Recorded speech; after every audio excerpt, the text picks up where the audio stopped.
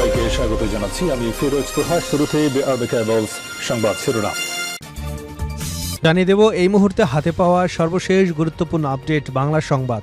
শুরুতেই থাকছে নির্বাচন থেকে সরে দাঁড়ালেন বিএনপি প্রার্থী। আসন্ন জাতীয় নির্বাচন নারায়ণগঞ্জ ৫ আসন থেকে সরে দাঁড়িয়েছেন বিএনপির মনোনীত প্রার্থী মোহাম্মদ আসাদুজ্জামান মাসুদ। দুপুরে নারায়ণগঞ্জ প্রেস ক্লাব ভবনে সাংবাদিকদের সঙ্গে মত বিনিময় সভায় তিনি এ ঘোষণা দেন। এবারে জানাবো, মব সচিবালয় ডিসি অফিসে ঢুকে পড়েছে। সেই প্রশাসন কিভাবে সুষ্ঠু নির্বাচন আয়োজন করবে, এমন অভিযোগ করেছেন জাতীয় পার্টির মহাসচিব শামীম হায়দার পাটোয়ারি। তিনি বলেন, তারপরও আমরা ভোটে যেতে আগ্রহী, কারণ কোনো ক্ষেত্রে a bad election better than no election. জানাবো, সেনাবাহিনীর অভিযানে বিপুল দেশীয় অস্ত্র উদ্ধার, আটক ১১। রাজধানীর সায়দাবাদ ওয়াসা পাম্প সংলগ্ন বস্তি এলাকায় অভিযান চালিয়ে বিপুল পরিমাণ দেশীয় অস্ত্র, মাদকদ্রব্য এবং নগদ ১৮ লাখ টাকা জব্দ করেছে সেনাবাহিনী। অভিযানে মাদক ব্যবসায়ীর সহযোগী, ওয়ারেন্টভুক্ত খুনের আসামিসহ মোট ১১ জনকে আটক করা হয়। এবারে থাকছে, অতীতের বস্তাপচা রাজনীতি ফেলে নতুন রাজনীতি শুরু করতে চাই, এমন মন্তব্য করেছেন জামায়াত ইসলামের আমির ডাক্তার শফিকুর রহমান।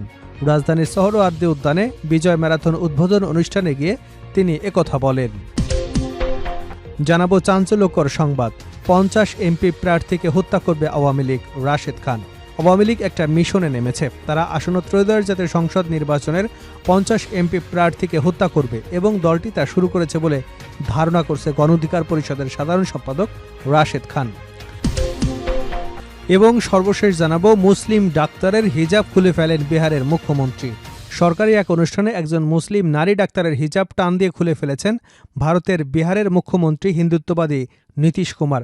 এই ঘটনার একটি ভিডিও সামাজিক যোগাযোগ মাধ্যমে ব্যাপক ভাইরাল হয়েছে, যা নেট দুনিয়ায় তীব্র বিতর্ক তৈরি করেছে। এতক্ষণ শিরোনাম শুনছিলেন, এবার বিস্তারিত। প্রিয় দর্শক, আপনি যদি এই চ্যানেলে নতুন হয়ে থাকেন, ভিডিওটি দেখতে দেখতে চ্যানেলটি সাবস্ক্রাইব করে আমাদের সঙ্গে থাকুন। আর এই ভিডিও সম্পর্কে আপনি আপনার মূল্যবান মতামতটি কমেন্ট বক্সে জানিয়ে দিন।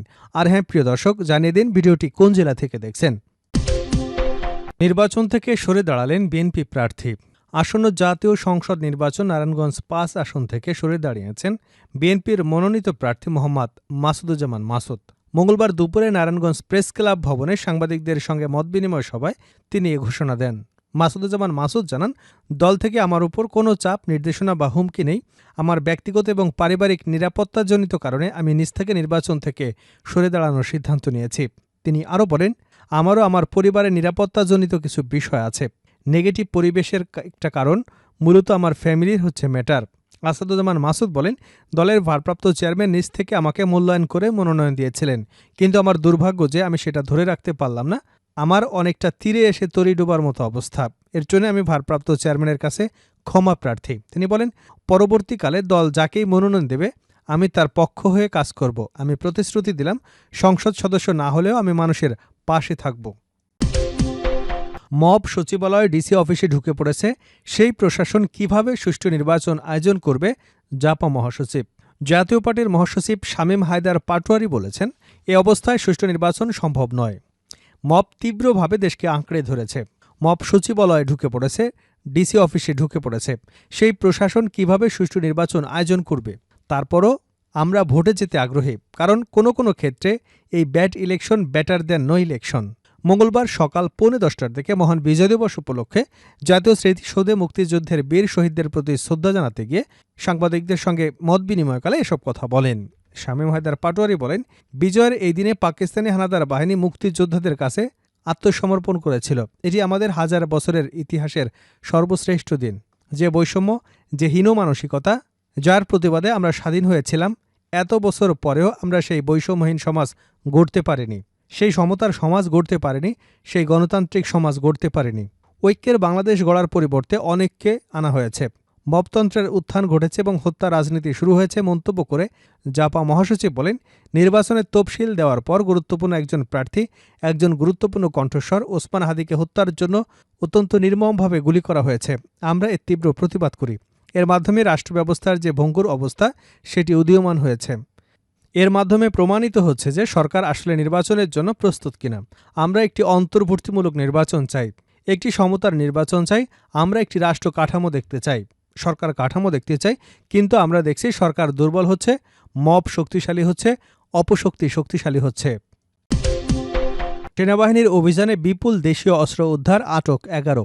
রাজধানীর সায়দাবাদ ওয়াসা পাম্প সংলগ্ন বস্তি এলাকায় অভিযান চালিয়ে বিপুল পরিমাণ দেশীয় অস্ত্র, মাদকদ্রব্য এবং নগদ 18 লাখ টাকা জব্দ করেছে সেনাবাহিনী।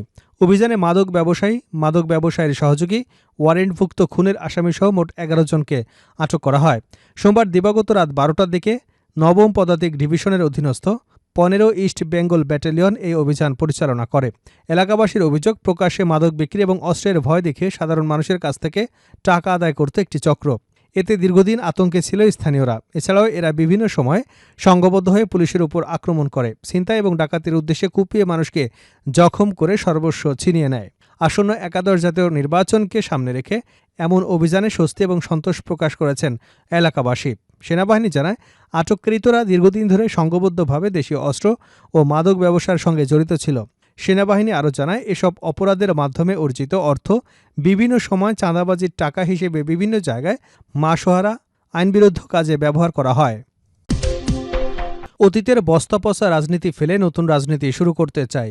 অতীতের বস্তাপচা সব রাজনীতিকে পায়ের নিচে চেপে নতুন ধারা রাজনীতি শুরু করতে চাই বলে মন্তব্য করেছেন জামায়াতে ইসলামের আমির ডাক্তার শফিকুর রহমান। মঙ্গলবার রাজধানীর সরোয়ার্দী উদ্যানে বিজয় ম্যারাথন উদ্বোধন অনুষ্ঠানে তিনি একথা বলেন। আওয়ামী লীগকে উদ্দেশ্য করে জামায়াতের আমির বলেন, স্বাধীনতার পর একটি পরিবার, একটি গোষ্ঠী এবং একটি দলকে সুবিধা দিতে সব রাষ্ট্রীয় ব্যবস্থাপনা গড়ে উঠেছিল। দলটি সোনার বাংলা গড়ার ওয়াদা করে শাসন বাংলা তৈরি করেছিল। জামায়াতের আমির বলেন, আওয়ামী লীগ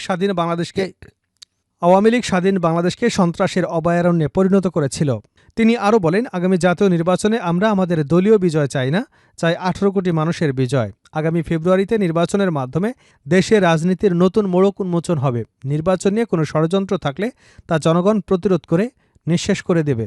তিনি আরও বলেন, আমরা নির্বাচন কমিশনের কাছে কোনো আনুকূল্য চাই না, কিন্তু কোনো দলকে যদি কমিশন আনুকূল্য দেওয়ার চেষ্টা করে তবে তা কঠোর হস্তে দমন করা হবে। 50 এমপি প্রার্থীকে হত্যা করবে আওয়ামী লীগ, রাশেদ খান। আওয়ামী লীগ একটা মিশন নিয়েছে, তার আসন্ন ত্রয়োদশ জাতীয় সংসদ নির্বাচনের 50 এমপি প্রার্থীকে হত্যা করবে এবং দলটি তা শুরু করেছে বলে ধারণা করছে গণঅধিকার পরিষদের সাধারণ সম্পাদক রাশেদ খান। মঙ্গলবার সকালে জাতীয় স্মৃতিসৌধে শহীদ বেদিতে শ্রদ্ধা জানানোর পর সাংবাদিকদের সঙ্গে আলাপকালে এমন অভিযোগ করেন তিনি।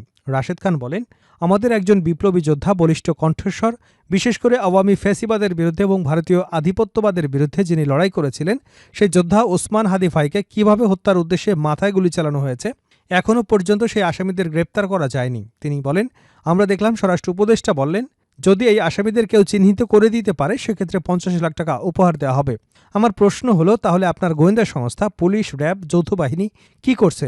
এর আগে দেখছিলাম অপারেশন ডেভিল হান্ট ঘোষণা করেছিলেন। আমার কাছে মনে হয় এইবার যে সরকার পক্ষ থেকে বলা হচ্ছে অপারেশন ডেভিল হান্ট 2, আমার মনে হয় ফ্যাসিবাদের দোসর যারা সরকারে রয়েছে, উপদেষ্টা পরিষদে, ভিন্ন সেক্টরে, দপ্তরে রয়েছে, বিভিন্ন বাহিনীতে রয়েছেন, ফ্যাসিবাদের এই প্রেতাত্মাদের ধরার জন্য এবার অপারেশন ডেভিল হান্ট 2 ঘোষণা করা উচিত। তিনি আরও বলেন, এই সরকার যে ভুলভ্রান্তি আমরা দেখলাম, বিশেষ করে রাষ্ট্র পরিচালনা করতে গিয়ে সরকারের অযোগ্যতা, অদক্ষতা এবং এই উপদেষ্টাদের মধ্যে যে সমন্বয়হীনতা, আমরা অনেক কিছুই দেখেছি।